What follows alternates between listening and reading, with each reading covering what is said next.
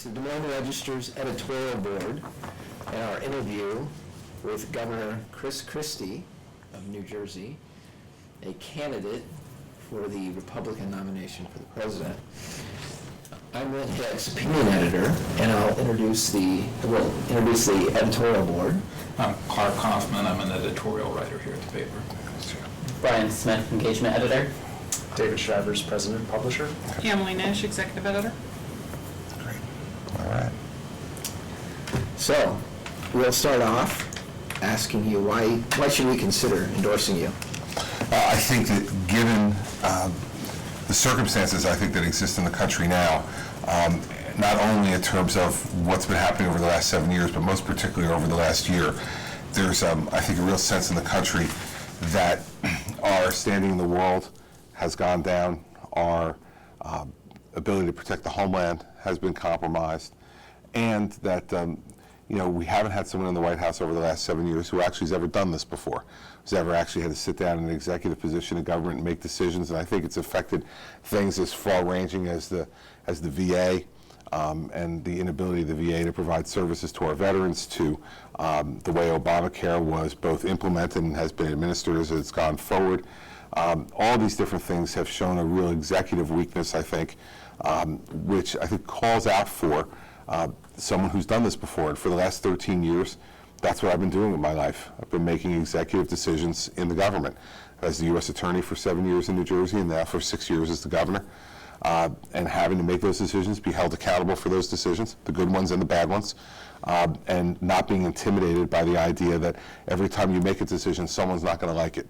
And I think we need someone in the White House who's unafraid to make those kind of decisions. And I think given the nature of the state that I've led over the last 6 years, I've had to deal with really diverse constituencies, not only from a partisan perspective, but also from an ethnic and religious perspective. We're the most ethnically diverse state in the country. We have the second largest Muslim American population in the country behind Michigan.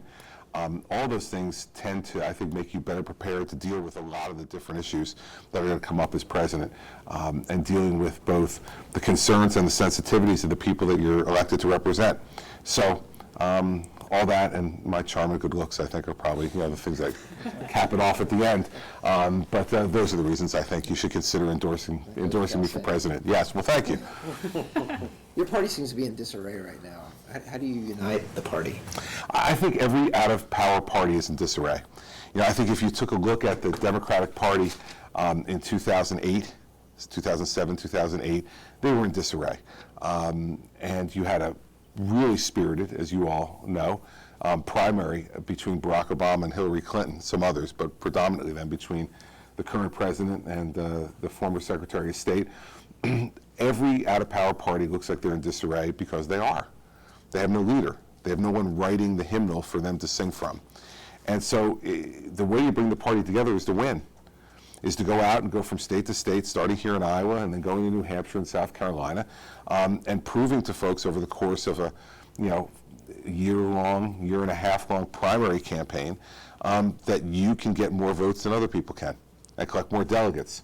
I think once you get that nomination, then your charge in bringing the party together is to provide the kind of articulation to the issues that will draw more people to you. I learned this in New Jersey really well. In a state where you have 750,000 more Democrats than Republicans and more independents than either Democrats or Republicans, you have to appeal to a real broad swath of voters to be able to win those elections. And I won a three-way race in 2009 with 48% of the vote, and nobody had been elected statewide in New Jersey as a Republican for 12 years before that. And I think a lot of Democrats thought I was going to be a one-termer, that I was more a product of the failure of their Democratic incumbent governor than I was of my own abilities. But 4 years later, we got reelected with 61% of the vote, 51% of the Hispanic vote, 22% of African Americans, and 57% of females against a female opponent. So I think the way you take a party that's in disarray and make it organized is to elect a strong leader who knows how to bring people together.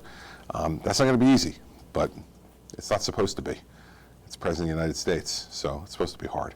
So how do you extend that then? Say you're able to bring your party together. One of the things President Obama talked about in the State of the Union was how one of his regrets is how far apart the parties seem. So how do you unite the parties? Well, I think the president's biggest failing as a leader has been what seems to me to be his distaste or disinterest in working those personal relationships.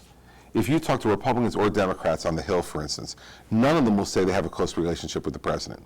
None of them will say they spend a lot of time at the White House meeting with the president, that they get phone calls from the president just to chat with him. I can tell you that in New Jersey, for the last 6 years, I call just about every legislator every year on their birthday, even ones that I really don't like, which sometimes make for awkward phone calls. But what did you wish them?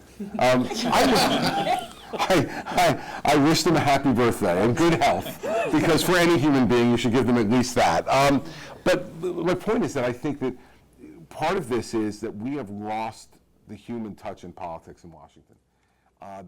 And when you look at the really successful presidents, they are the ones who have been able to establish those personal relationships, whether it was Bill Clinton with a lot of Republicans on Capitol Hill who, over the course of time prior to his impeachment and that mess, he was able to do things with them and compromise with them, whether it was on welfare reform or balancing the budget and those things, or Ronald Reagan with Tip O'Neill. Those stories are legendary now about how he used to have O'Neill over for drinks and they'd sit out on the Truman balcony and talk about all kinds of things. I've done that in New Jersey. The President of the Senate and I are very good friends. We're real political adversaries, but we're good friends. Mary Pat and I know his wife Patty and their 2 children. They know our children. We've been out to dinners all the time, drinks, 11 o'clock at night phone conversations. I mean, and a lot of times I don't feel like picking up the phone. The phone rings at 10:45 at night or 11 o'clock at night, and I see it's him. I'm like, it's not going to be good news. He's not calling to say, hey, I just wanted to tell you what a great day I had and how much you made me happy, And the phone rings at 11 o'clock, it's going to be like, there's a problem. I answer the phone. And I think that sounds, to some people who don't understand this business, elementary, but it isn't. And if you look at what's going on in Washington right now, it is not. And so I tease all the time in New Jersey when I do my town hall meetings that when they ask me about what it's like to be governor, I say I spend more time with people I can't stand than I can count. But that's the job. The job is there are a lot of people that you don't like or that you don't agree with or both. But your job, if you're the executive, is to lead. And I think the way to bring this together is just a lot of hard work. You're going to spend a lot more personal time, a lot less time on the golf course. I don't begrudge the president his vacations because I don't think a president is ever really on vacation.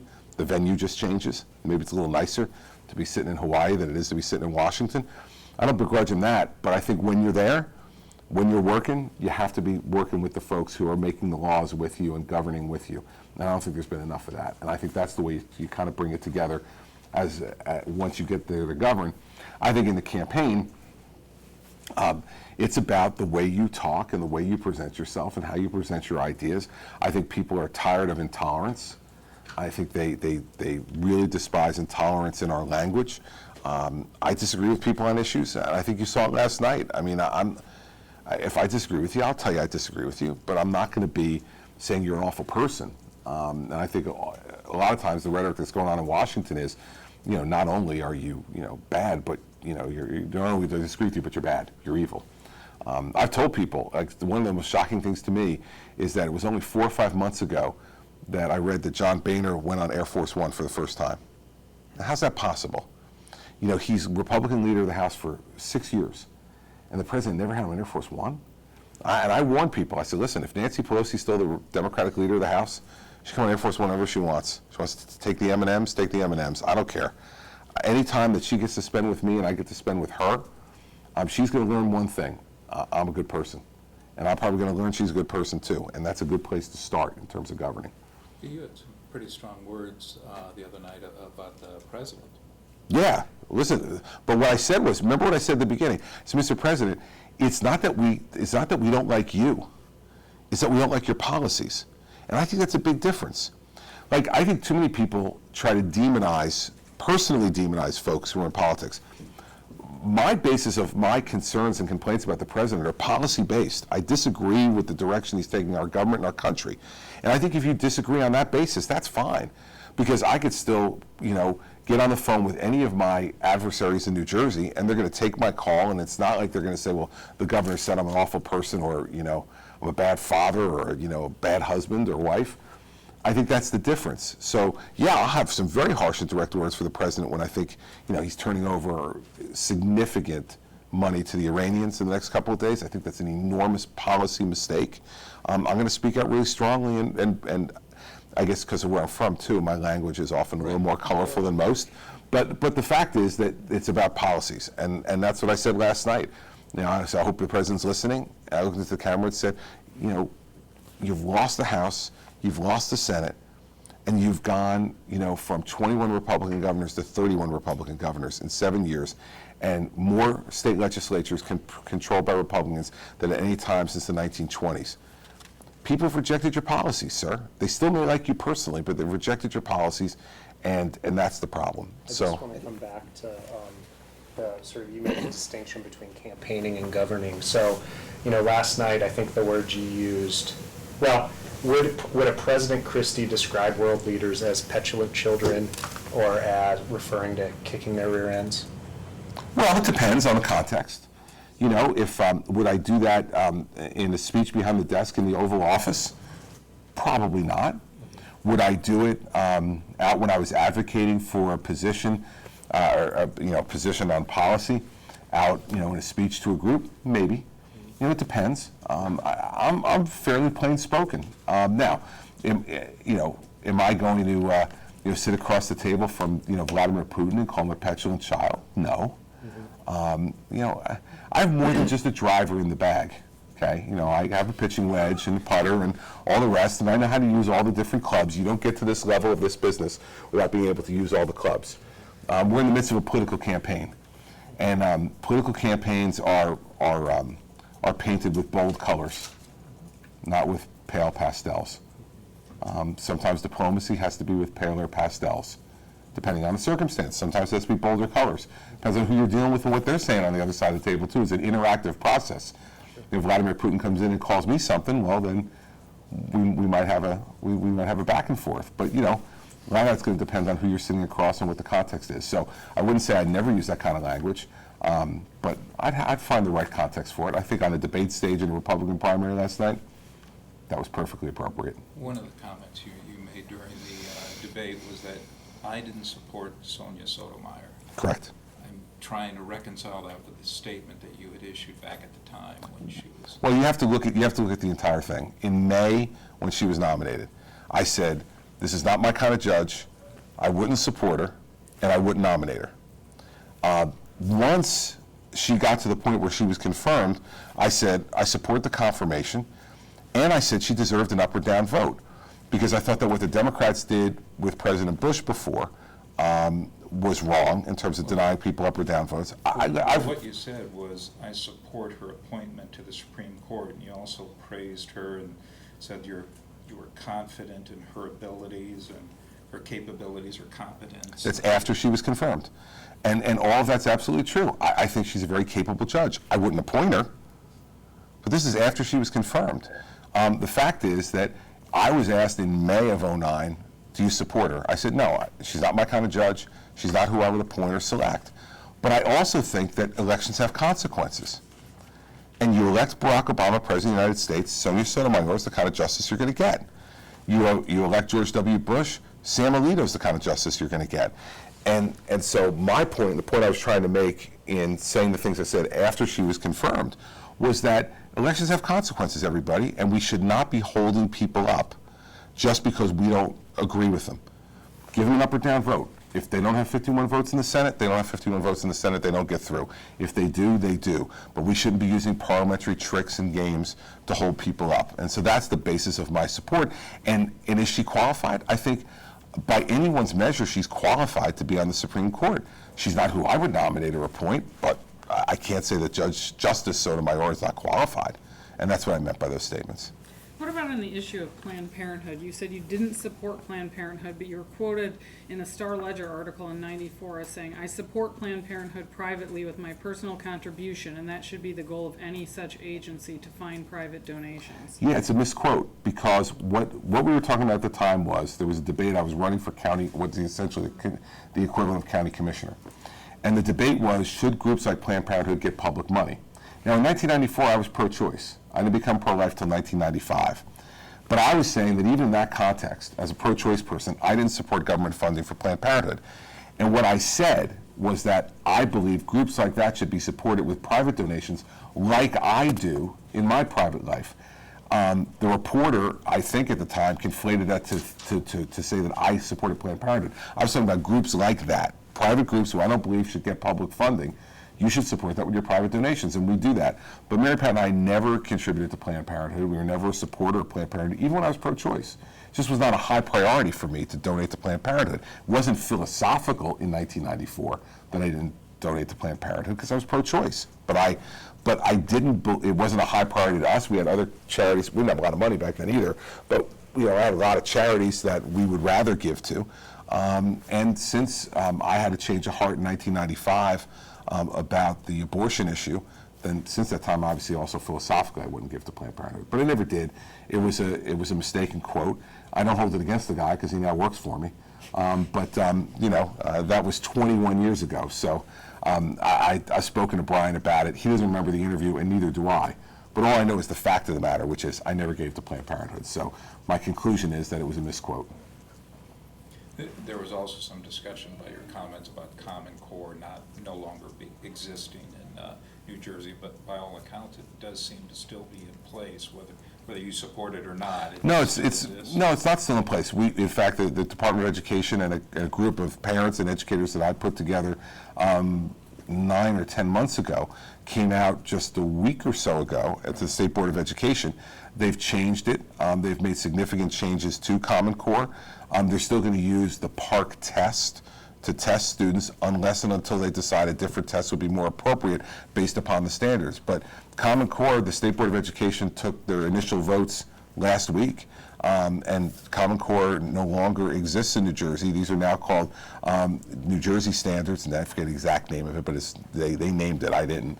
The State Board of Education did, but Common Core doesn't exist. Are there some elements of that were in Common Core that are still in this? Yes, but the Common Core program is changed now, and the basis for that was that nobody supported it. I said back in 2011, my predecessor had started to implement Common Core. When I came in, I said, let's give it a try. We gave it a try for 4 years. Parents didn't like it, teachers didn't like it, and students didn't like it. Well, after you give something 4 years and nobody likes it, you got to go and change it because it wasn't working. So that's why we did it, and that's why I did it. It's not something where I said right from the beginning I won't be part of this. I tried, and it didn't work. And so if it's not working, you got to change it, and that's why we did. You said that some standards still exist. There was an article that said 84% of the components of Common Core are still in place in New Jersey. Listen, I haven't studied what the percentage is, but they came back to me. Now listen, the State Board of Education does this, not me. So I asked them to take a look at this. They came back, and my Commissioner of Education and the Chairman of the State Board of Education characterized these to me as significant departures from Common Core. So I don't know whether just adding up, and doing a math equation is what really makes the difference or not. Again, these changes were literally just announced a week ago. So, from my perspective, I've been a little busy, so I haven't studied them in depth, but I'll have some time to do that over the course of the next couple of weeks, and I'll be happy to answer more questions about it then. Yeah, you've been busy. You've also been criticized for not spending enough time in the state. That always happens, right, when you're running for president. I mean, I'm never off duty. I mean, I've been on the phone, 3 times today with my staff on decisions that have to be made. I have a big binder of bills that we just got done with a lame duck session for me to go through and make decisions that I have to make by Tuesday to either sign, veto, or pocket veto. The idea that when you're governor, you're ever off, it's like being president. You're never off duty. And no matter where I am, I'm reachable now. I mean, it's not like the old days. They have to send the Pony Express after me, then get me whenever they want. And so I left. I've been campaigning. I came back. The Democrats were in a huge fight over the expansion of gaming to the northern part of the state. They were at loggerheads. Everyone said they weren't going to come to an agreement. I spent 72 hours negotiating between them, like a marriage counselor, between the Democratic leader of the Senate and the Democratic leader of the lower house. And then on Monday, this past Monday, was able to bring them both to the governor's office to announce an agreement on going forward on putting a question on the ballot about expanding gaming in our state. So the idea that, I'm not around or that I don't play a significant role, if you look in some of the news reports this week, even some of my largest critics said this week that I proved once again that I'm an indispensable political figure in the state. So even the guys who don't like me, What do you have to admit attribute to it. your low approval ratings? I'm looking for a new job. Your current employer never likes it when you're looking for a new job. And that's exactly what I attribute it to. You can't, if you're not around and you're running for president of the United States, and you're especially running as a Republican in a Democratic state, New Jersey, if I'm the nominee, it is unlikely that I'll win New Jersey. No Republicans won New Jersey since 1988. So, if you have a state that has 750,000 more Democrats than Republicans, if they look at you as a Republican that they feel like they can work with because they don't see you as being enormously partisan, you win 61% of the vote for re-election. If you now say, I'm going to run for president of the United States, and you're criticizing Barack Obama and Hillary Clinton every day in a state where you have 750,000 more Democrats than Republicans, your ratings are going to go down. And plus, people get miffed about it. Well, why are you trying to leave your job? Why are you looking for a new job? You got this one until January of 2018. But in 2013, when I ran for re-election, I was asked any number of times in debates and in interviews, would I rule out running for president? And I said I wouldn't. So the people in New Jersey knew full well when I was running in 13 that the possibility existed I would run for president. I didn't hide it. I didn't do a Bill Clinton and say no, and then after I got reelected, go out and say I want to do a listening tour to see if people would mind. I said in 2013, I'm not going to rule this out. I made a decision, but you have to vote knowing that I may make the decision to run for president. I think that's what it accounts for, because before I announced for president, my ratings were in the high 40s, low 50s. And then I announced for president, and they've now gotten into the 30s. So that's what I attribute it to. You've taken a lot of heat from news organizations, predictably enough, for your perceived lack of transparency, and I think your administration's fighting about 24 court cases just on open records battles. Yep. Why is that happening? Because a lot of these cases seem to revolve around the expenses of the governor's office. They relate specifically to your office as opposed to a state agency. And how do you square that with your claim of being accountable and being forthright? Those things are surrounding one thing. They want to know about where and when what my security costs and how many people travel with me and all the rest of that. And I don't make those decisions. The state police makes those decisions, and they've said that they believe that compromises their ability to secure me. On the expense issue, that's the only thing that we haven't released from an expense perspective, not anything that has to do with what I expend out of the governor's office, but it's what my security does. And if they believe that somehow compromises my security, I'm in no position to disagree with them. And each time that we fought this, we've won. And the courts believe that compromises our security. Well, there have been cases such as the one that involved your expenses to the 2013 Super Bowl, where the courts have ruled against you and said, separate from the expenses of the security detail, the other expenses. We released this stuff about my expenses for the 2013 Super Bowl. And if the courts decided that and I don't believe you're right, that the courts decided that they could release my security expenses, because I don't think those have ever been. No, I'm not suggesting that, but the related expenses for you and. I released those. That was not a court case. What'll happen sometimes is there's a time frame on this. If we don't comply within the time frame, they will file an action. And then we will give them the materials in between the time when a court makes a decision and when when the deadline was to comply with it. As you can imagine, we have a pretty robust Open Public Records Act, and we get, I have 3 attorneys in my office that 90% of what they do is responding to Open Public Records Act requests. So it gets a little bit burdensome at times.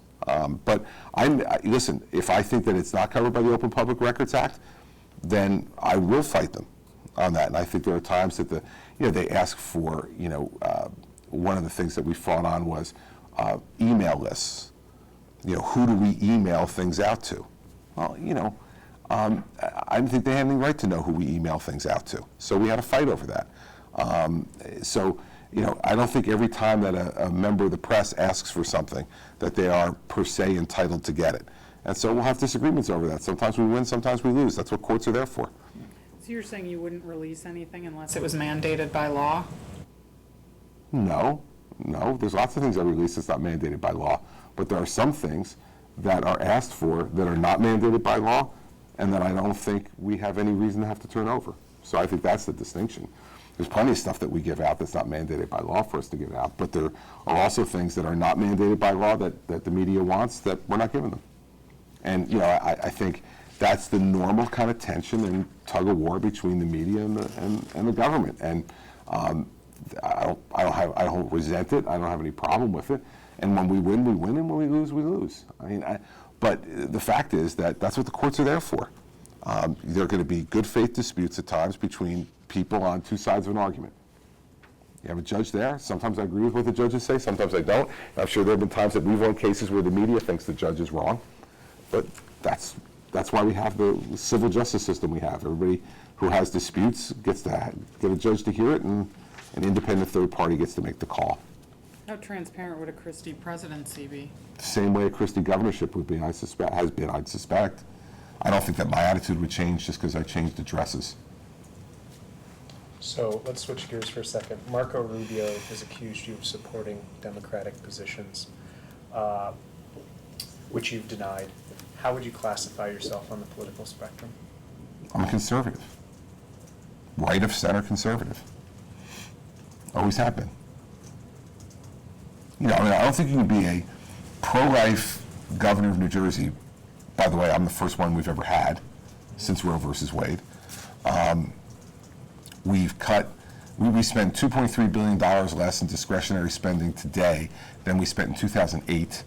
We have 10,000 fewer employees on the payroll, the state payroll today than the day I became governor. I've vetoed every tax increase that has come to my desk. And Americans for Tax Reform now say I've vetoed more tax increases than any governor in American history. We've reformed teacher tenure. We've capped property taxes. We've reformed the pension and benefit system to save $120 billion over the next 30 years. It's a pretty conservative record. So yeah, I put myself right of center, and I find it ironic that Marco is, making that accusation. This is the guy who, authored the Gang of Eight bill. A lot of conservatives don't think that was very conservative. So Marco Rubio is now going to become the decider of who's conservative and who isn't in the Republican Party. And last night he wouldn't even answer that question. Ted Cruz came after him on it, and he then just went over a litany of things that he thought were impure about Ted, but never answered. And I think the best answer he gave last night, or the closest he got to an answer, was to say, well, it's changed now because of ISIS. Well, that's kind of ridiculous. It's not like terrorism was created 24 months ago, especially radical Islamic terrorism. Al-Qaeda was there 24 months ago and fairly active as a force in the world and in this country. So the fact that Marco's now saying, well, he agreed with the Gang of Eight bill when he wrote it with Chuck Schumer, but now disagrees with it because of ISIS, that's his position. You all can evaluate it and see how credible you think it is. But I certainly don't think that Marco Rubio has become the determiner of who's conservative and who isn't in the Republican Party. I'm more than content to let the voters determine that, not Marco. What did you think of the debate overall, in terms of points that you made that you thought were solid, things you wish you would have been able to say but didn't get a chance to? I think you always want to talk more. And I thought last night, the monitors let it go on for a long time. We went a half an hour over. I remember going up to Donald Trump during the last break, and I don't wear a watch, and we're not allowed to bring our cell phones on the stage. So I had no idea what time it was. So I went to Donald, I said, what time is it? And he said, it's 5 minutes to 11, and we still had another segment of questions, another break, and then closing statements. So he said, we're not going to be out of here till 11:30. and he teased with me that we should be paid overtime for last night. So I think you'd always like to talk more, and I think last night the moderator's position was they let people go on a long time after the bell. So you'd hear that bell go off, and then, I think Kasich went over every answer. And I was particularly sensitive to John because he was standing right to my right. I hear the bell, so I'm like, okay, I would turn away from looking at him and look to the moderators, go, okay, what's next? And I keep hearing John in my ear, Is it going to end here sometime soon, So I think we all would have liked to I would have liked to have a little more time to talk last night. I think that it was really kind of the Donald and Ted show last night, and they encouraged that, and there was a lot of back and forth between them, and a little more between Marco and Ted as well. But I thought, I think that most people have come out of each of these debates I've been in saying that I've done well. I answer the questions, I'm really direct, I'm pretty concise, and fairly blunt. So I don't think anybody walks away from the debates wondering if I was there or not. They know I was there. If they agree with me, they like some of the stuff they said, I usually come out pretty well. If they don't, they don't. But I thought it was a little bit, again, I think with Fox Business running it, they tend to be a little drier just because of some of the topics they bring up. So I think it was a little drier last night than some of the other ones have been, and I think the ratings kind of reflected that apparently. It was, I think, the lowest rated one we've had so far. Some of that may be because of the outlet too, because a lot of people don't have Fox Business. I know 5 minutes before I was going out on the stage, our daughter goes to Notre Dame, and she called me, and she's like, I'm trying to find Fox Business on my TV here, and I can't find it. And I'm like, well, you may not have it on your cable system in Notre Dame, And so and it turned out she texted me later that she didn't have it, and she had to watch it on her phone. And she said, and the Wi-Fi kept cutting in and out, and she said, so I couldn't hear all the answers. And she says to me, so I think you did okay. I'm like, thanks for the sterling review. So, that's what I thought of the debate last night. I mean, I felt like I did fine. I didn't walk off the stage feeling. There have been a couple of debates where I felt like I really got shorted on time. The first couple, the Reagan Library one and the one in Cleveland, I guess. But I felt like I got a good amount of time last night.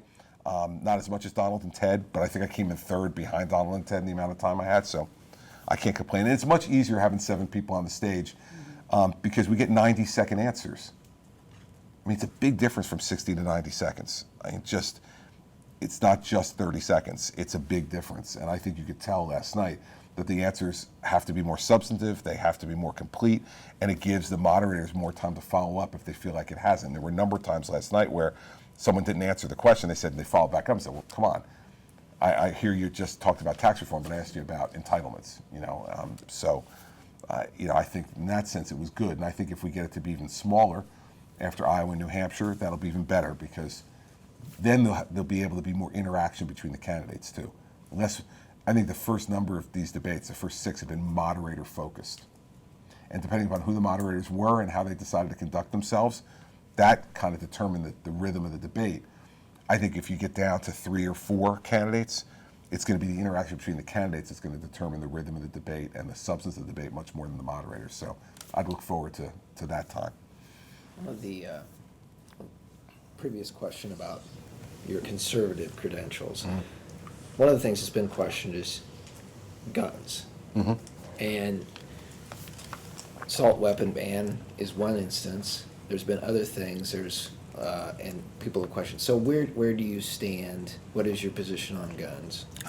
It's kind of a broad question. What's your position on guns? But I mean, I think. Assault weapon ban. Yeah, listen. In New Jersey we have an assault weapon ban. My problem with the assault weapon ban is how you define it. I think that's the real problem and difficulty with assault weapons bans is that oftentimes people don't even know what they're talking about, and the definitions are very, very broad and cover things that they shouldn't cover. But for instance, I recently signed a bill banning people on the terrorist watch list from buying guns in New Jersey. I signed that in, I think this last year, I think at 14. To me, that just makes sense. Now, I understand there's problems with the terrorist watch list. You know, I saw Stephen Hayes from the Weekly Standard, who apparently was on it for a while, and he said to me, I was on it, you know, I shouldn't be able to buy a gun. I said, no, you should get off the terrorist watch list. And I think Well, is there a method, is there a due process for? there should be, there isn't at the moment. There really isn't. From what I understand, from talking to people who have been on it, it is a very, very difficult thing to be able to work your way off it. I think there should be a much easier way for you to challenge if you turn out to be on the terrorist watch list and you, in fact, can demonstrably prove you're not a terrorist. It's probably a good thing for the government to be able to be able to do. So is that a mistake to sign that bill? No, it's not a mistake to sign the bill, because in the end, you're talking about the rare exception. I mean, everyone can come up with an exception where the government messes something up. I don't think you throw out an entire law because you can find one or two exceptions. You fix the exceptions. So from my perspective, I think that's the right way to go about it, because if you're on the terrorist watch list, the majority of the people, in my experience, going back to when I was U.S. Attorney, who are on a terrorist watch list belong there, the overwhelming majority. And so let's not throw out the baby with the bathwater. If, in fact, there are problems, which we know there are, with the terrorist watch list, fix that. Get the Department of Homeland Security to fix it. But don't throw out an entire law. On the flip side, I've vetoed a .50 caliber rifle ban because I don't think it had anything to do with safety. A .50 caliber rifle, is as big as probably a third of this table. No one's taking that into a neighborhood and killing somebody with it. So why would we ban that? Magazine clip reduction, I've vetoed, because I just don't think it makes any logical sense. A statewide ID system for gun holders, I've vetoed, because again, I think that's really intrusive into Second Amendment rights. My attitude on this is that you have to balance public safety with the Second Amendment right to bear arms. And that's what you should be looking to do as an office holder. That's what I've looked to do as governor. And that's the first time in my life I've had any jurisdiction over guns, which is the last 6 years. As U.S. Attorney, my only job was not to figure out what the law should be. My job was to enforce the law whether I agreed with it or not. In terms of that New Jersey law on the terrorist watch list, Yeah. though, would you support the expansion of that same exact law to the federal level? Yeah, I have no problem with that. My problem is with the watch list. So what I would say at the federal level is you would have to put in that same bill, if you're going to expand it federally, the fix for that as well. The concept at the federal level. I absolutely support the concept that if you're on the terrorist watch list, you shouldn't be able to buy a firearm. Yeah, I think that makes sense. Yeah. To switch topics, coming back, I guess, to the debate, but a different topic. Last night during the debate, you said we needed to strengthen our alliances around the world. And you said we'd do that by talking with our allies and having them count on our word. Can you give some concrete examples Sure. of what you mean by that? Well, I mean, for instance, let's start off by when you say you're going to draw a red line in Syria and that if Assad uses chemical weapons on his people, you're going to attack him. Then if he uses chemical weapons on his people, you have to attack him. Now, absolutely people of goodwill could disagree about whether you draw the red line in the first place or not, but once you draw it, you need to do that. What does that have to do with our allies, since Syria is not an ally? If you're in Saudi Arabia or Qatar or the Emirates or Jordan and you watch this president make promises and then not keep them, it makes you believe, well, what happens to the promises you're making to us? I think that when the president says that he supports our Sunni Arab allies and then makes the agreement he's made with Iran and is funding Iran, which our allies know will then be used to fund organizations like Hezbollah and Hamas. If you're in Israel or in those Sunni Arab countries and you see Iran trying to extend a Shia empire, a Persian empire, across the Middle East, you begin to wonder whether you can count on America's word. And example after example like that the president, I don't think, understands. And I think the problem with the president is he doesn't think strategically. He thinks tactically.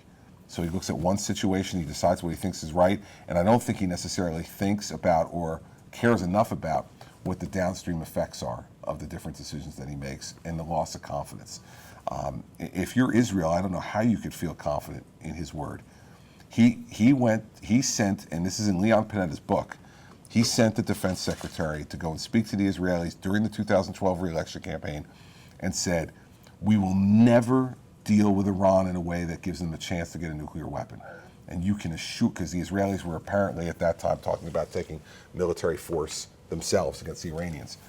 And the president sent Panetta to go and talk to them to get them to back off that. If you're the Israelis sitting there today, do you really think you can believe Barack Obama's word anymore? I think, if you talk to Prime Minister Netanyahu privately, my guess is, and I haven't had that conversation, is that he wouldn't necessarily think he could count on Barack Obama's word. So I think, again, there are going to be times where we're going to have to do things around the world that are difficult for us politically at home. But if we've given our word to our allies, I think that word has to be good. And if it's not, they're going to start acting on their own in a non-coordinated way. And that doesn't make the world safer. It makes the world more chaotic. So what do you see our role, is looking at foreign policy, what do you see our role, the U.S.'s role in the Middle East? And Listen, we have to continue to be a leader in the Middle East, because if we're not, someone else will. And we're seeing that right now. I mean, we decided to abdicate in Syria, so Russia's filled that vacuum. I don't think anybody thinks that having Russia be and Putin be a greater influence in the Middle East is something that's in America's interests, or quite frankly in the interest of most of the folks in that region, other than the Syrians and the Iranians. So again, that helps to erode trust, going back to your earlier question. So I think our role is that we have to be a leader. I would be a leader much more in the mold of Reagan and Bush 41, who I think attempted to build coalitions and did successfully build coalitions where America didn't have to do these things on their own. Not only because it's a disproportionate burden to us, but more importantly, because it lessens our opportunity for success, especially in the Middle East. If we can have partners like the Saudis, the Jordanians, the Emiratis, the Qataris, it helps to make it, not be an American conquest in the Middle East. It means that we're part of a broader coalition, and now, vis-a-vis ISIS, we should be including the NATO allies in that. Because certainly, the folks in Paris now know that they have an interest in trying to make sure that ISIS is eliminated, as do other European countries. So that, to me, is our role in the Middle East in particular, is we have to continue to be the leading voice in the Middle East. If we abdicate that, someone else will fill that vacuum, and I don't think that we'll like the results of it. You accepted a gift from the King of Jordan in the form of this $30,000. Yeah, that's a wildly exaggerated amount of money. Well, I wanted to ask you, number one, how you spend $30,000 You at don't. a resort. You don't. But then number two, do you worry at all about just the appearance or the propriety of accepting gifts, personal gifts like that from a foreign leader? No, I don't. And here's why. Because we became friends over a number of years at a conference that we would go to with our families. Our children became friends, and Mary Pat and I became friends with the King and Queen. Starting Before this, you'd met him a number of times, and that's how the invitation came.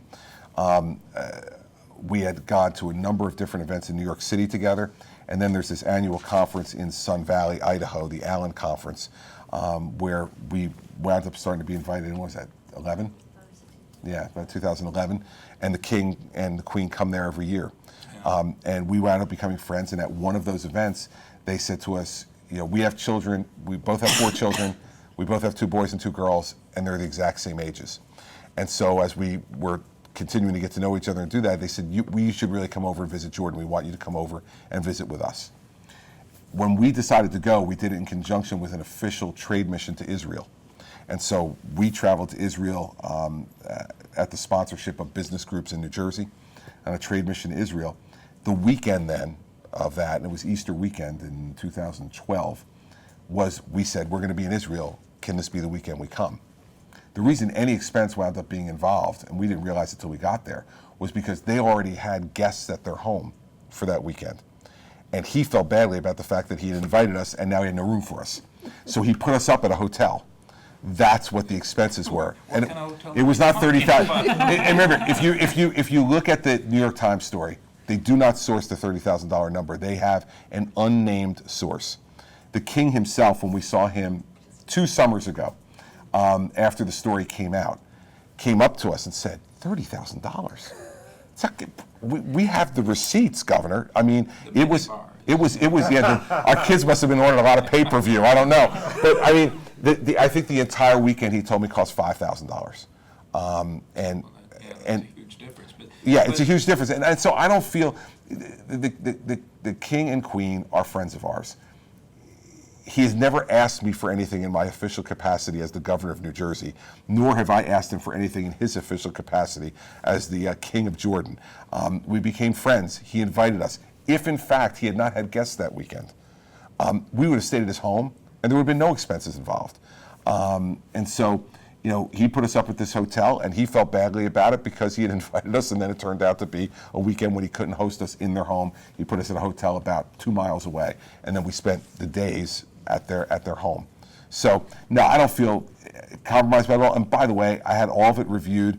I have an independent ethics panel, 1 Republican, 1 Democrat, which is the tradition in New Jersey. They have to be either a former chief counsel to the governor, former state attorney general, or a former judge. I get to pick one of each, but they have to be one of those 3 categories. We reviewed all this by them to make sure that if there was an ethics problem, that we didn't do it until after the fact because we didn't know.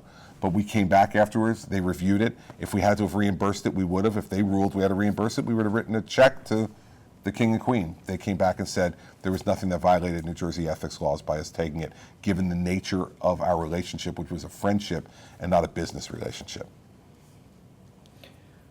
Your position on Social Security, you've talked about raising the retirement age, cutting benefits based on income. Is that help? How do you think that's affected your campaign? Has it helped or hurt to be specific like that on Social Security? I don't know that we've seen how it's affected the campaign yet because I'm the only one with a plan. So there's no conversation about it. I mean, I try to gin up conversation about it, but you saw last night, they asked Rubio and Cruz about entitlements, and they both talked about tax reform. And then I finally jumped in and said, can I answer the question on entitlements, since these guys obviously won't? Yeah. So I don't think it's had a political effect on the campaign yet, one way or the other.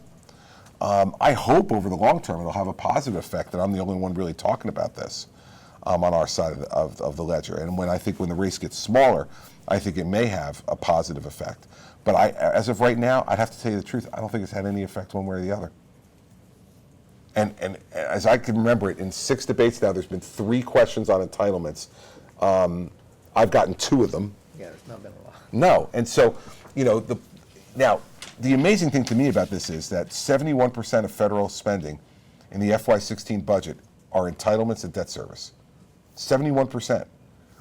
How the moderators of these debates are not asking us about that? They spend all kinds of time on the 29%.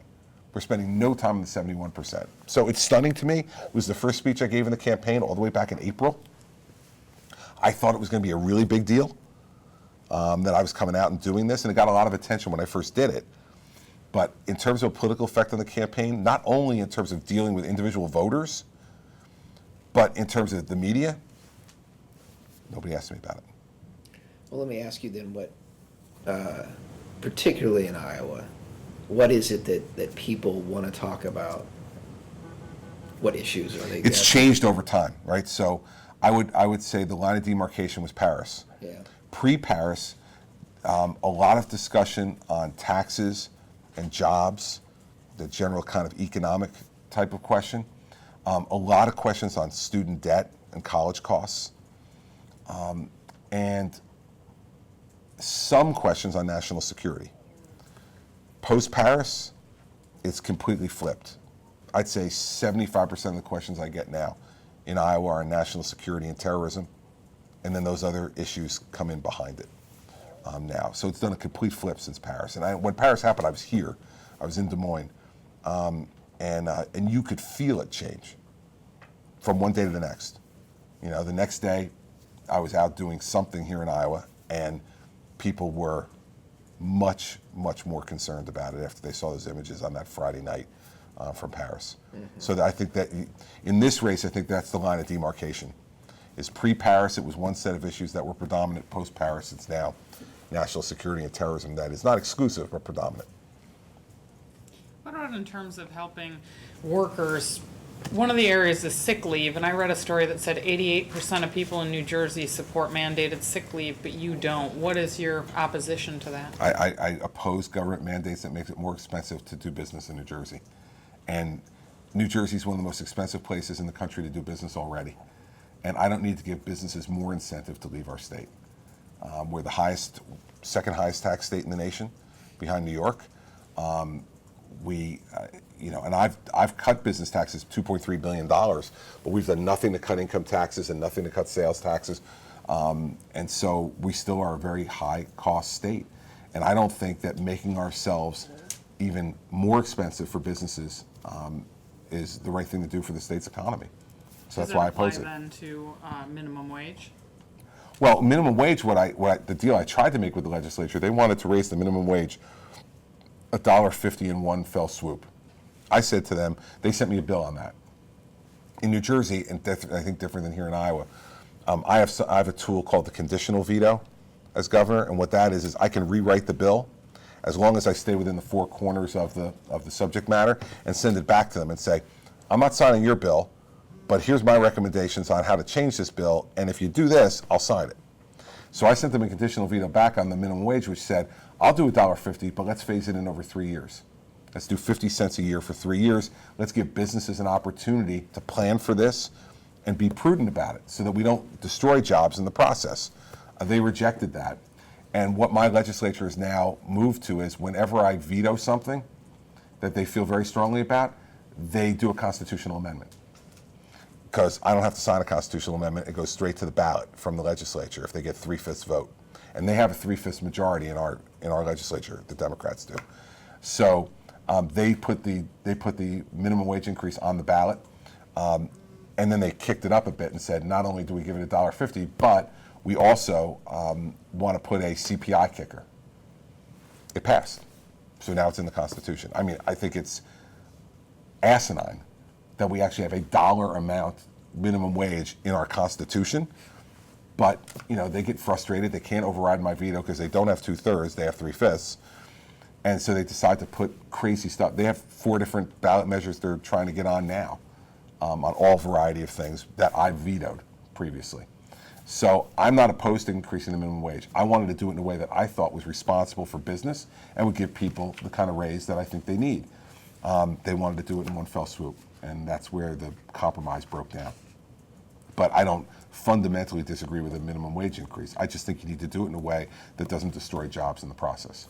What are your thoughts on immigration? Because you'd be more vague. What about how to handle the 11 million people who are undocumented? Listen, I think the idea that we're going to deport 11 million people in 2 years is ridiculous. It's never going to happen. I mean, that's 15,000 people a day, every day, for 2 years. I did this for 7 years. The U.S. Attorney would be one of the people that would have to coordinate this effort, okay? It's not going to happen.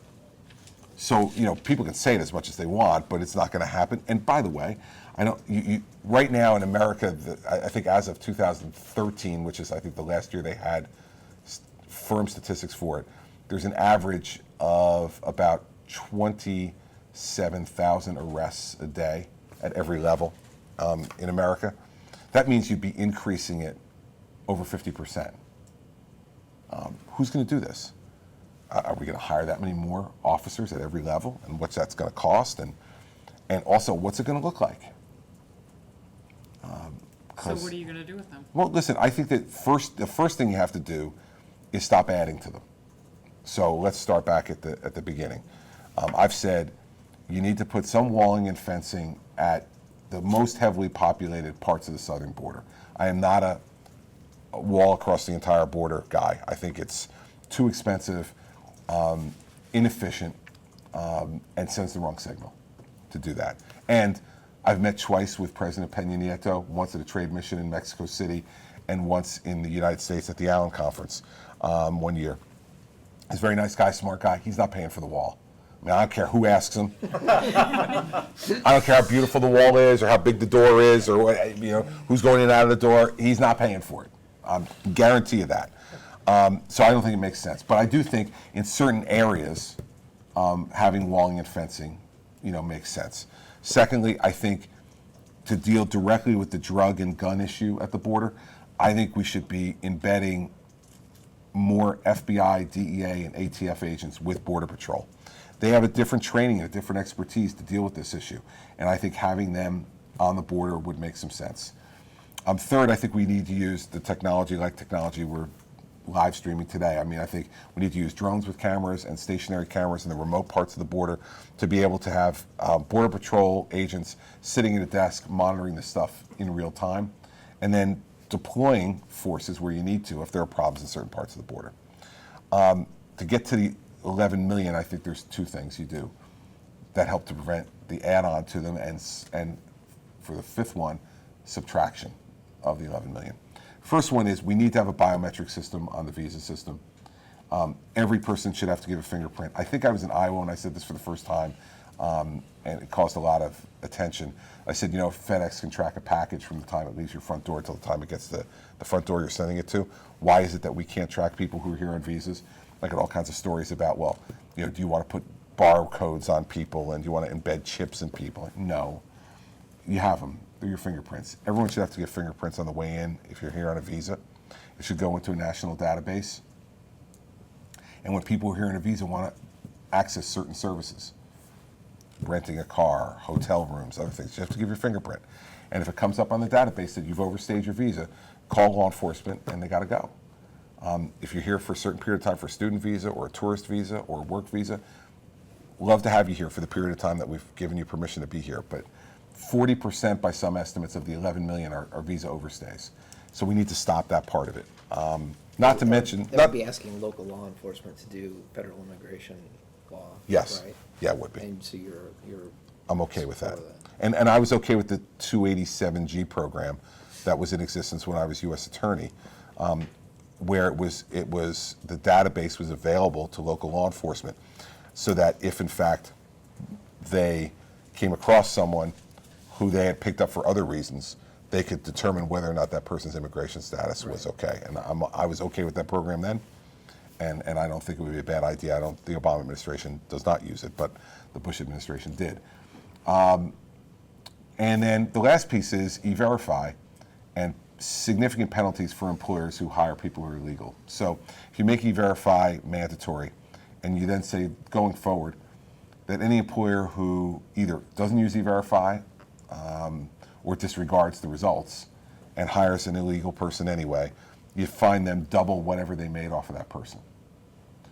I think that will stop business from hiring folks who are here illegally, and that will cause a lot of those people to leave.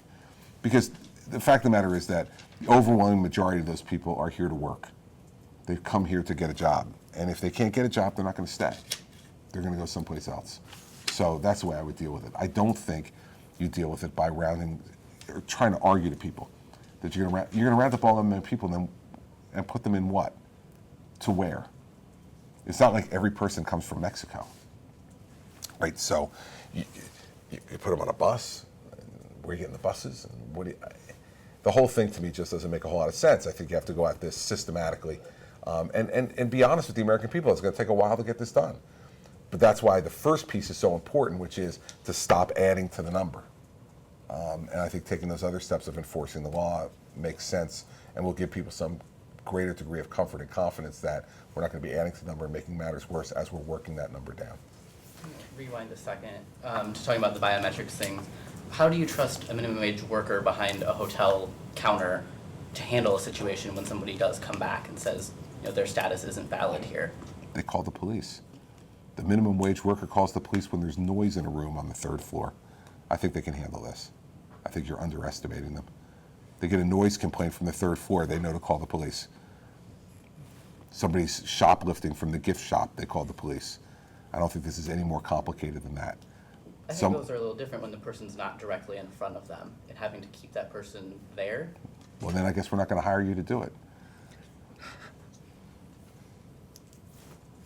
I don't have a different answer. You can disagree with it, but that's my answer.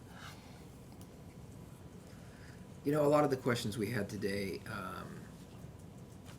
were on issues where you've been accused of flip-flopping or lying. And your friends at the Star Ledger have repeatedly accused you of lying. Friends at the Star Ledger, yeah. I said to someone this morning. But on not TV, just the Star Ledger. No, but the I mean- Washington Post gave you a upside down Pinocchio or something on guns, and there've been other Yeah, where that's okay. But by the way, nobody. All these things, fact checking is subjective. It's subjective. People take a particular point of view. But what's the question? Fact-checking is subjective? Oh, if you don't think that you could give two different journalists a statement from a politician and say, fact check this, and that they might not come back with two different conclusions, then I think we're living in a different world. I've seen it happen. My question is, why is this? Why is it that you've been accused so often of flip-flopping Because, or lying? well, or- two things. Let's take it in the context of New Jersey and then the national campaign. In New Jersey, it's because the Star Ledger can't stand me, never supported me, and is philosophically opposed to almost everything that I do. And so they have a point of view, and they express that point of view every day. Every day. It led the guy from the union leader to refer to the editorial page editor at the Star Ledger as like acting like a crazy ex-girlfriend who broke up with me and now is running around town telling everybody what a lousy person I am. That's what I mean. The editorial page editor and the editors of the Star Ledger are, listen, they didn't want me to be U.S. attorney, they didn't want me to be governor, they didn't want me to be reelected governor, and they don't want me to be president. And so they will take their point of view and put that out there to whoever is willing to read it. People can either believe it or not believe it. In the context of the national campaign, you haven't heard any of this until the last month, and that's because I'm doing better. Nobody accuses you of this stuff until they think you're actually passing them in the polls. Marco Rubio's never said boo word one about me until the last month. John Kasich never said anything about me until the last month. Jeb Bush didn't say anything about me until the last month. Why? Because I've passed all of them in New Hampshire. And so now all of a sudden they're like, uh-oh, this guy's a threat. So now we got to dump the Oppo file on him. I mean, so it's the way it goes. That's politics. So I'm not the least bit concerned about it. This is not my first rodeo. John Coruscant spent $33 million against me in 2009 on negative ads. It outspent me 3-1. I've been through this. I'm not going to go back over the Des Moines Marriott and crawl up into the fetal position because someone's calling me a liar or a flip-flopper. Welcome to politics, and welcome to politics if you're successful. If you're unsuccessful, nobody accuses you of anything. They ignore you and they hope you go, and they wait for you to go away. Nobody's saying anything about Jim Gilmore today. Now I'm sure that if you brought Jim Gilmore in here and you did a little oppo on him, you could find ways that Jim Gilmore may have been accused of lying or flip-flopping when he was governor of Virginia. Nobody cares because he's registered at 0 in the polls. You're not going to care, nor is anybody else going to care. And by the way, nobody cared about me until a month or two ago in this race. So that's what happens, and it's okay. If Marco thinks that somehow he's going to throw some oppo out on me, and all of a sudden I'm going to go and whimper into the corner and feel awful, then he's showing his age and his lack of experience. He's not run against somebody like me before, so I'm not worried. So some of that is subjective, as you said. How much of that is evolution of, Some of it is evolution of thought. I mean, I've admitted that. I've admitted to my thoughts evolving on guns. I've admitted to having a change of heart on abortion in 1995. I mean, so no one has said that any time in the last 21 years have I changed my position. But what I say to people in the pro-life movement is you want people like me. You don't get people like me, and you don't get converts, you're not going to grow the movement. So, 1995, I've told this story before, Mary Pat and I were pregnant with our second child. She's working in New York, I was working in New Jersey. We went to her 3-month doctor's appointment. I made the appointment. The doctor put the Doppler on her abdomen. She wasn't showing, and I heard this heartbeat, really strong, really firm. I'd never heard that before at 3 months. I don't know where I was when Andrew was born with her 3-month appointment, but I wasn't there. And I remember driving back to work that day and saying to myself, man, under my position on abortion, I say that's not a life. And I heard that heartbeat. It's alive. So it really caused me to sit and think about whether or not I was still comfortable with that position. Mary Pat had always been pro-life, and so, I sat and talked with her about it, and I said, I'm not comfortable with this position anymore. and I don't believe it. I don't think it's right. So I changed my mind. And over the last 21 years, when I've had the opportunity, I'm not a proselytizer on this stuff, but when I've asked my opinion, I tell that story. And I tell people that my position is about trying to change hearts and change minds. And that's what I would do on that. So yeah, some of it's evolution, absolutely. And I've admitted in those places where it's evolution. But I'm not going to, allow somebody to say either that an evolution like that is flip-flopping. That's being a, living, breathing, thinking human being who changes their minds if they're confronted with facts or have experiences which change their mind. And some of the stuff's just wrong, like the Sotomayor stuff or the donations to Planned Parenthood are just dead wrong. But on guns, I've said I've evolved and changed on that topic over the last 20 years. And on abortion, I changed it 21 years ago. If that, if that disqualifies me from national office, so be it. I mean, I'm not going to try to make some excuses for it. I changed my mind. This is what I believe in my heart. I'm willing to stand by it. People think that's good enough, great. They don't think it's good enough, it's okay. I'll live. You mentioned building up momentum in the last month or so. Some of your opponents have said, I'm going to win the Iowa caucuses. I don't know that we've heard you say that. So what are your expectations? I'm not going to win the Iowa caucuses, I suspect. So how about I'll make that declaration. I suspect I'm not going to win the Iowa caucuses, but I don't have to. And I just think I'm going to do a heck of a lot better here than most people think I will. What's my expectation? I don't have an expectation at the moment in terms of place. There's too many people to try to predict place. Like, I think I'm going to be in 4th place. I don't know. What I will tell you, though, is that what I'd like to be able to do here, my goal has always been here to be the governor who does best, governor or former governor.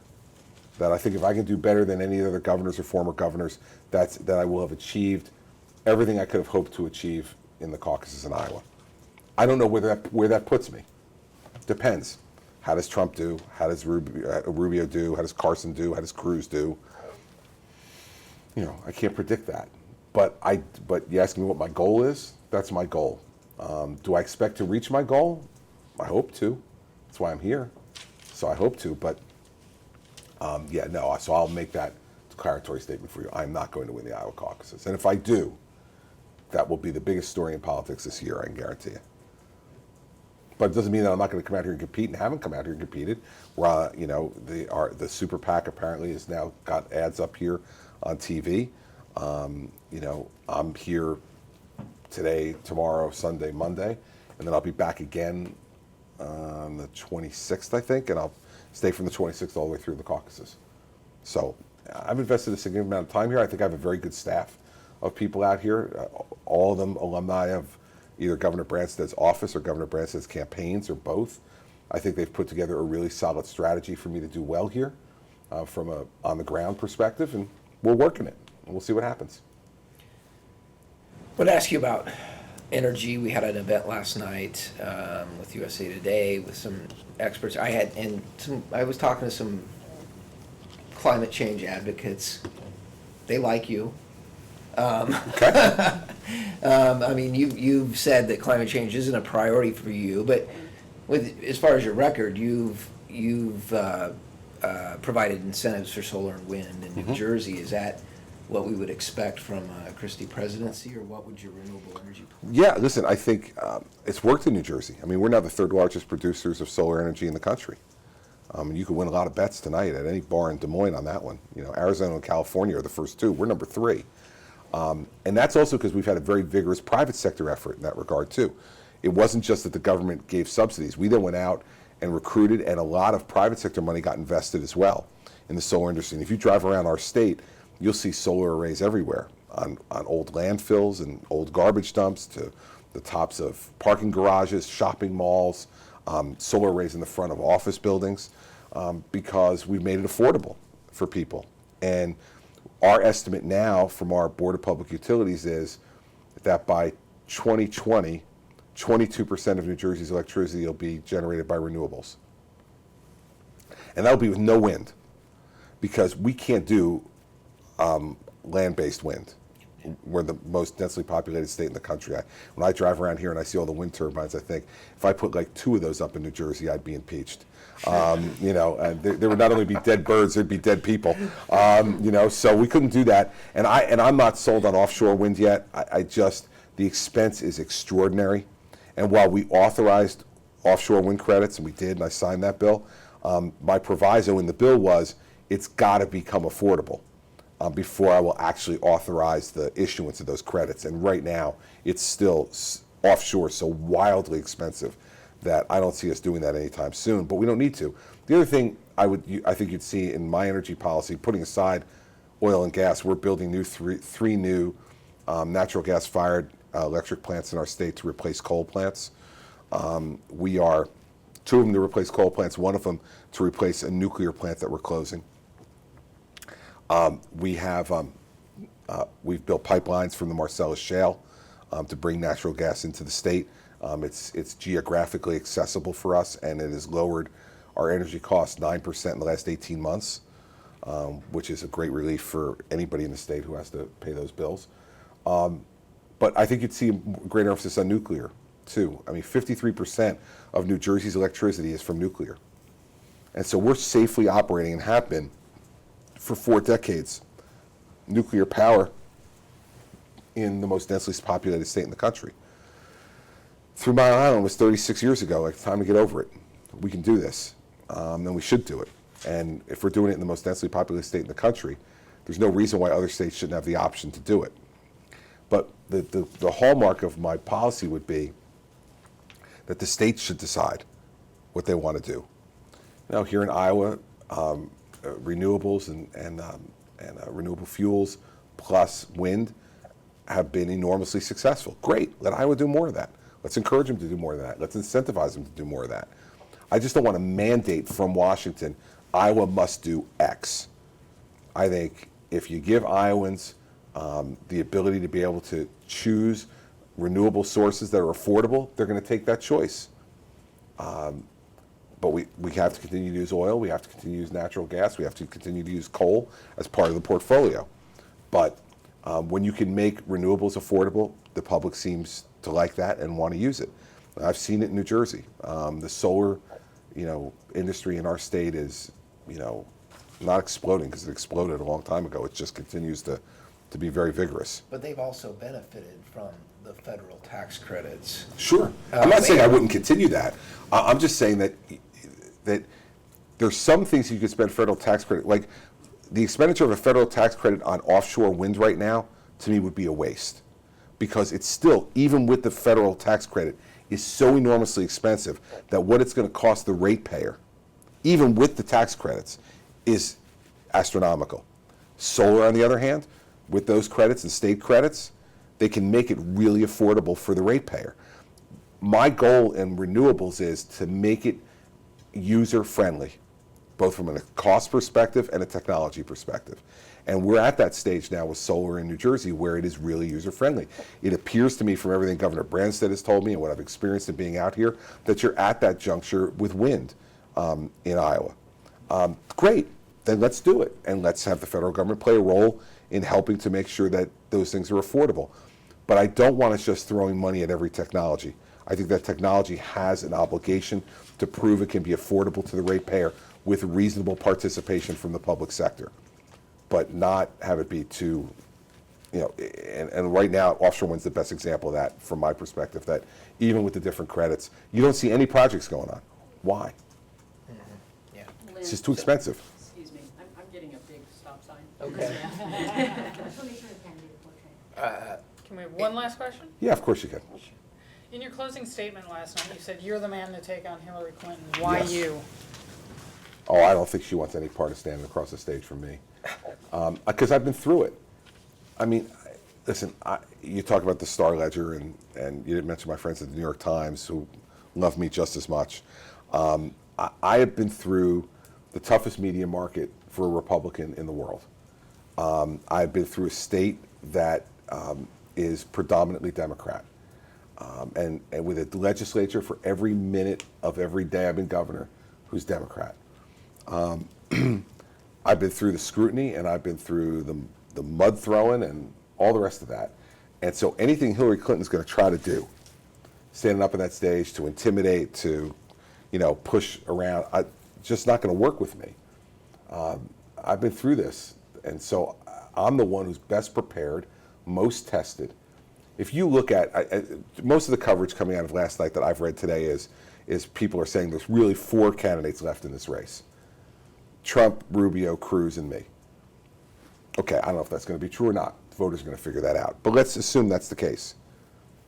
I think if it's those 4 people who are the choice, I don't think there's any question that I'm the one who's best prepared to stand up against Hillary Clinton, stand on that stage, make the case against her, and make the case for myself. I think I'm the most mature of that group. I'm the most tested. I'm the most ready to make that case. And it's going to be hard. She will be, if she turns out to be the nominee, and I still think she will be, a formidable candidate. She's, got a lot of skills. And so you've got to have somebody who's going to stand up across from her who can match her and really be ready. Because, listen, this is the Clintons. We know what's coming. It'll be bare knuckles. It will be very rough. And I don't think you're going to want to send a first-term United States Senator out there to take that on. I don't think either one of them are ready for that. And I don't think there's anything in their careers that shows they're ready for that. I've been through it. I've been through really tough times. And it gets you ready. It matures you. There were lots of people in this state and lots of other places 4 years ago who wanted me to run. And I didn't. And the reason I didn't was because I decided I wasn't ready. And I remember when I told my staff that I wasn't going to run, they said, okay, well, what are you going to say? And I said, well, I'm going to tell them I'm not ready. I go, oh, you can't tell them that. That video will live forever. You can't be like looking into the camera saying, I'm not ready to be president. That video will be there forever. I said, I'm sorry, that's the answer. Because politically, it was a pretty advantageous time. And I was in a pretty good political position. Some would say much better than I am right now. But I knew in my heart I wasn't ready to be president. I think the only thing worse than running for president and losing is running for president and winning when you're not ready. You walk in that office the first day and go, uh-oh, I caught the garbage truck. Like, now what, right? And we've gone through that. In my opinion, we've gone through that over the last 7 years with a president who never had managed anything bigger than a 30-person Senate staff. Well, you put that person in charge of the most complex government the world's ever known, and then you wonder why things aren't going exactly right. Put aside philosophical problems. Put aside my philosophical differences with the president.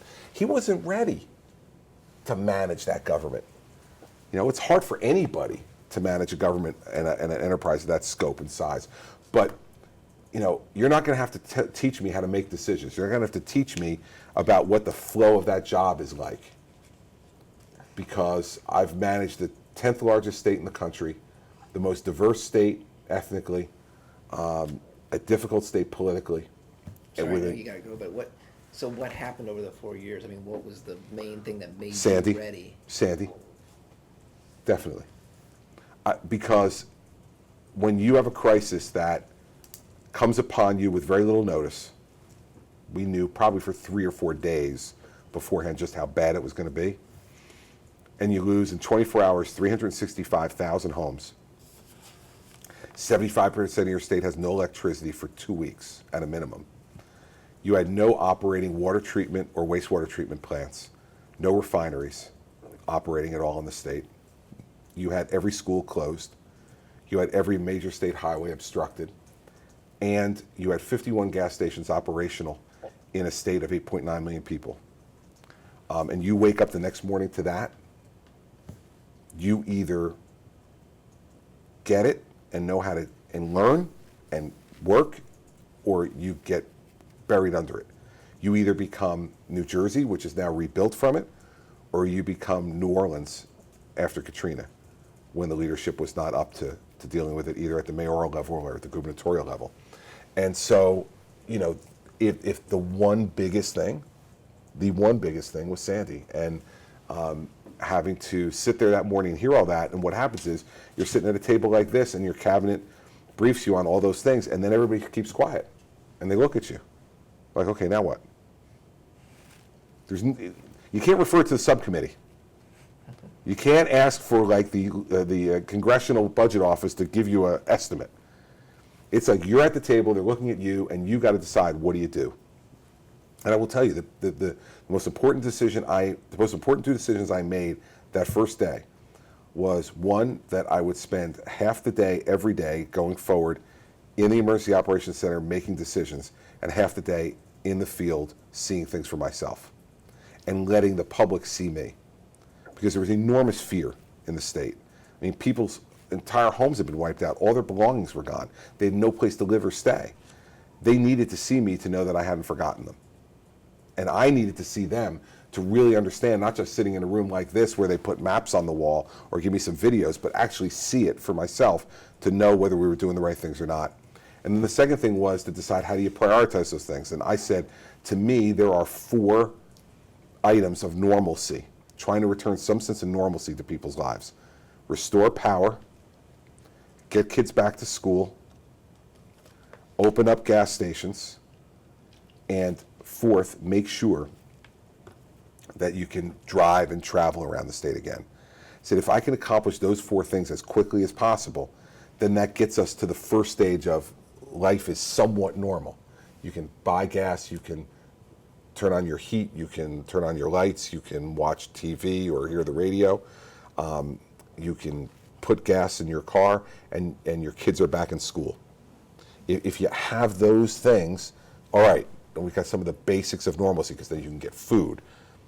Water's back because the water treatment and wastewater treatment plants are back. There's a gasoline supply because the refineries are back on, because the power's back on. So if you do those 4 things, that's what I said to them. I said, okay, listen, this is all I want you guys to focus on. For now, don't worry about all the other things, rebuilding homes and rebuilding businesses. Forget about that for the moment. We're going to have time for that. Let's get these 4 things done as quickly as we can. If we do, we can then get to the next step. It worked. But I think if you don't go through something like that and see, and believe me, there were dozens of decisions a day where sometimes they were right, sometimes they were wrong. Like in the beginning, I said, we're not rationing gasoline. We're not going to an odd even plate system to ration gasoline. I said, I don't want to do that. I think it'll set up panic. Let's not do it. A week in, we were having fist fights in gas lines. I said, how about we ration gasoline? So a week later, I changed my position. I said, okay, this isn't working. We're going to go to odd even system on gasoline. All the fighting stopped. All the panic stopped. Cuomo wouldn't change. Right, so when I changed, Governor Cuomo called me and said, why'd you change? And I said, because I don't think it's working over here. And he goes, I think you're wrong. I said, okay. So then 4 or 5 days later, Andrew called me and said, I think I go to odd even. I'm like, yeah. I mean, but everybody has their own pace, right, where you figure this stuff out. So I'm not saying like every decision I made was right, but it was important to go through that process because I figured out why I made some of the wrong decisions sometimes. I was able to reverse them, fix them, and that you can't get from reading a book. You can't get that from sitting in the floor of the United States Senate and voting yes or no. You can't. There's no crisis they face where people are looking and say, if take the guys who are running out of it, if Mitch McConnell doesn't vote yes or no today on this, I won't be able to buy food. I won't be able to get my kid to school. There's nothing like that in the Senate. Nothing. They never face those kind of problems. When you're governor, you don't do those things and people can't get gasoline, their kids can't go to school, they can't travel along the roads, they can't get clean water. Their whole life is upside down and they don't know what to do. That's what's made me ready. I mean, there's a bunch of other things as well, a bunch of other challenges and other things that have added to it. But if you're asking me for one thing, you go through that. And I often wondered, people said you should have run for president in 2012, or what if you were on the ticket in 2012? And that's why I also think that things happen for a reason sometimes. I can't imagine if I were like Mitt Romney's running mate, like 8 days before the general election, and all of a sudden Sandy hits your state and you're the governor. It would have been an interesting time. I don't know what the politics of that would have been. I don't know what the policy of that would have been. But I think all those things helped to get me ready. And that's why I feel like I'm ready now. And feel, when I say standing up across from her and being tested, believe me, no matter what she says to me in an hour and a half or 2 hour debate, I'll never get more nervous and more stressed than I was in the days after Sandy, where you can't sleep and you don't know each day, whether what you're doing is really helping people's lives or not, and you're just trying to make sure you make it a little bit better every day. When you go through that, someone's gonna accuse you of being a flip-flopper, or someone's gonna say, who cares? Like, okay, all right, next. It's just another day. It's another challenge, another day. It's not unimportant, but it's not gonna, like I said, gonna cause me to go back over to Marriott and get in the fetal position. You know, I'll be okay. You know, I'll be all right. That's why you're gonna get out of here. Yeah, but thank you. It's a great conversation. I appreciate you all giving me the time to Thank come you. and talk with you. Thank you. Appreciate it very much. All right, Great to meet you. great to meet you. Good Good to see you. Good to see you too. Thank you. Thank you. Thank you for the time.